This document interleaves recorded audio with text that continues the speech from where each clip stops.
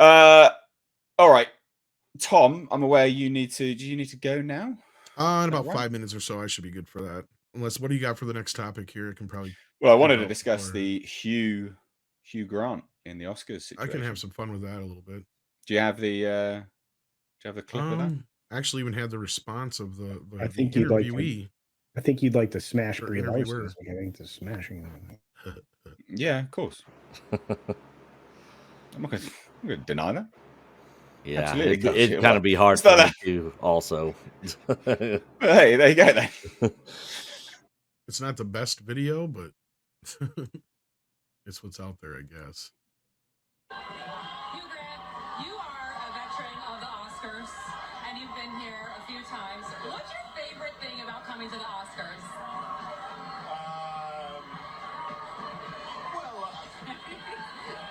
It's fascinating.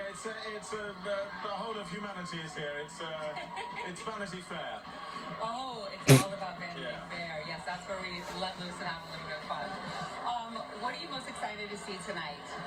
To see? Yeah, well, I know that you probably watched a few of the movies. Are you excited to see anybody win? Do you have your hopes up for anyone? No one in particular. He was gonna say not really.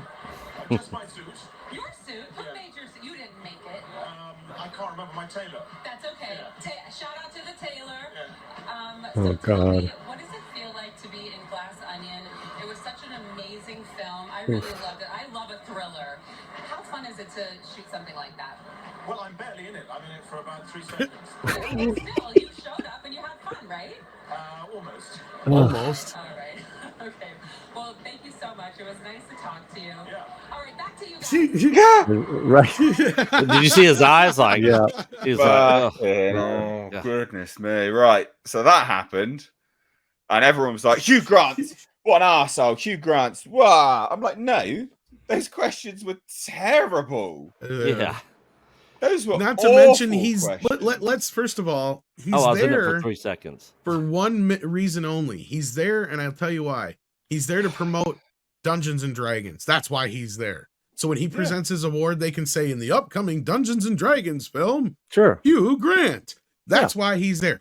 Did she ask him one friggin' question about Dungeons and Dragons? No. Yeah. Because notice he gave her the first question.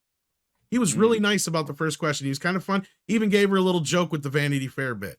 But where did she go from there? Nowhere. Now, Paulie, I'd love to hear your response to this because this is actually something you have experience in, right? Well, I mean, the argument is that, the people coming to her aid, like, Hugh Grant, he's so rude, and, no journalist should put up with that on the red carpet. Our work is hard. Chick didn't even know what he was referencing in regards to Vanity Fair, what the true meaning of it, because he's just taking the piss out of the situation. It's like, look, we're all dressed up here. And and she doesn't ask about Dungeons and Dragons. I mean, also she asked about Glass Onion, a movie that he wasn't even barely in, so you could clearly tell he was upset because he probably was cut out of the film. Sorry, Paulie. Well, I mean, it's Hugh Grant. I mean, you should listen. If you're on that high caliber red carpet, you do have producers, and you're gonna have a list. You're gonna have a sheet of who to expect, who are your top people. Then, we might get this person, might get that person. You have time to do your research, to get your work done. I did a lot of this in the bilingual market.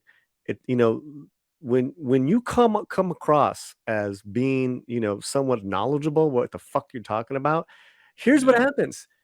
The talent actually opens up to you because they like that. You know what I'm saying? When you can make a reference about something, they're like, oh yeah, it's not necessarily even just referencing. So when I've interviewed directors and actors, even if you just appear just a little bit more competent than the average interviewer, people are like, oh, well, good. This is not boring and shit. Cool. I'm going to have a good time now. And then they're just nice, normal people. I remember I interviewed. But the difference is that your interview, it's the thing on the red carpet is so chaotic. So sometimes you only have one chance, one shot. You know, I mean, I've been fortunate to interview people from Tom Cruise to, you know, whatever. And Tom Cruise, he would stay until every person's on that press list, everyone on that press line, every question was answered. That guy's a consummate professional. That was years ago. That was for the movie Collateral with Michael Mann. That was awesome. You know, she's a bozo. And that's just it. And he's just like, you know, what the fuck am I even doing here? Yeah. Yeah, that was my take. I mean, yeah, I mean, half of it might not even be her fault. He doesn't probably even really want to be there. He's probably obligated, like I said, by the studio. He was presenting one of he was presenting, but like that's my point. Oh, is look at how this is set up. If he's presenting, he would be on her list. Exactly. But my point is like you guys got to remember, all the Oscars are, besides being a big circle jerk, are the studio's opportunity to advertise all their shit that's coming up for the next year. So most of the presenters, if they're not somebody who's coming back because they won last year, they're there to promote a film, right? Like that's the whole thing. That's why Harrison Ford gave away the best picture, so they could say in the upcoming Indiana Jones film, it's Harrison Ford. Well, it's Harrison Ford too. The thing is, it's going to say on that cheat sheet that she might have, or her producer in her ear might have, because she's got someone in her ear too, or she's got someone on the side. That's like a really, you know, well-oiled little machine as far as a field producer. Blah blah blah blah blah. Oh, coming up next, Hugh Grant. He's got Dungeons and Dragons. He's making a comeback. He was in Glass Onion. So she might have just computed as like, oh yes, I saw Glass Onion, and she just, you know. But again, trying to make what really threw her off was that he wasn't giving her anything, right? He gave the first answer, but after that, it's like this person's an idiot. And then when he made the reference of like, look, all of humanity is here. It's a Vanity Fair, you know. And she was like, yes, queen, with the Vanity Fair, we're gonna party. I'm like, oh my god. It's like I said. I mean, and you know how that is. I mean, her IFB could have not been working, Polly, so she didn't have a producer in her like she would normally have, or those types of things. But she should at least have been familiar with the material and with what all these people were that she were going to be walking by her. You are prepped to the nines when you are going to be standing there doing that. It's Hugh Grant. You don't have to be that prepped. No, but famous. But all you do is do leading questions. I mean, the whole point of those interviews is exactly what Polly was saying, exactly what Tom was saying. Yeah. Is, you know, tell us what you're wearing because you want to promote the person that gave you $1 million to wear their dress or their suit or whatever it is. Usually don't ask the guys that question either. Sure. Well, I mean, unless it's fucking what the dress wearing guy that was there last year. Yeah, that's a little different. But but it's but that's not the point. It's just you're there for a specific reason. There's a normal like cadre of questions. It's a circle of information that you're gathering and passing along. Most of the stuff should be wildly predictable, including what you're going to ask everybody on that carpet. You know, she reeks of inexperience, right? And well, it's Hugh Grant, just like what Nate said. It's like you don't really need that much prep. It's Hugh Grant, you know, like he's great. And just you know, break the ice. You know, Hugh, I love the way you dance to the Pointer Sisters in Love Actually. You know, you're the man. He's gonna love that. And then tell us about your latest film. Boom. That's it. That's exactly it. Paulie hit the nose because that's where she freaked up, because her whole thing was she was sitting there going, you're here to present an award. Great place to start. Her next thing after that should have been, you've got a movie coming up this summer. How excited are you for that? Yeah. There's your lead-in question, not, oh, you were in Glass Onion. I loved it. He's like, terrible. Yeah, I was in it for 3 fucking seconds. What is your all point? The questions? Yeah. Sorry. Yeah. Like, and that you could tell at that point, like I said, and I was speculating, but he's probably like, yeah, I spent 2 weeks on the set and they cut everything out that I was in the movie. You're asking me about a movie that ticked me off. She's actually lucky he didn't respond that way. And you know what? If you want to reference a movie that wasn't well viewed, that should have been, go back to his opportunity with Drew Barrymore in Music and Lyrics. At least that's a rom-com that a lot of ladies would have seen.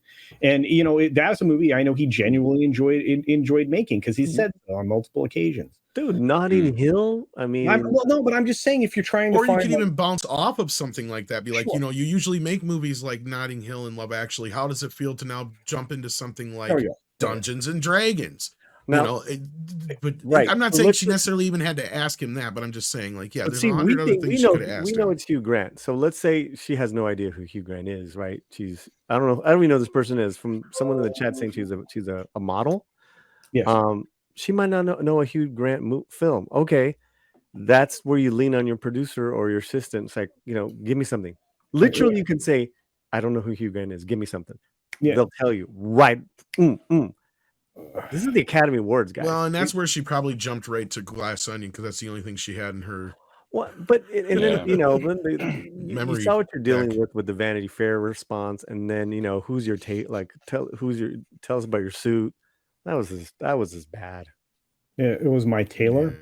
I don't know. Well, that's what I said. You usually don't ask the guys too often until unless they're clearly wearing something out of the norm, right? Well, and again, 9 times out of 10, these guys wear the same suit to all these events. Well, and you're gonna have. I mean, Paulie's right. In your IFB, you're gonna have somebody talking to you. You can have, if you aren't prepped on something, you can get that information. If her IFB wasn't working, though, it's a different conversation. Even if you don't have one. Even if you don't have one, you got a camera there, so that means you're gonna have a field producer on the other side of that camera. You're going to have an assistant right there next to the field producer. You're going to have someone, hey, I mean, it's, that red carpet is like the highest of the highs in regards to journalists. Well,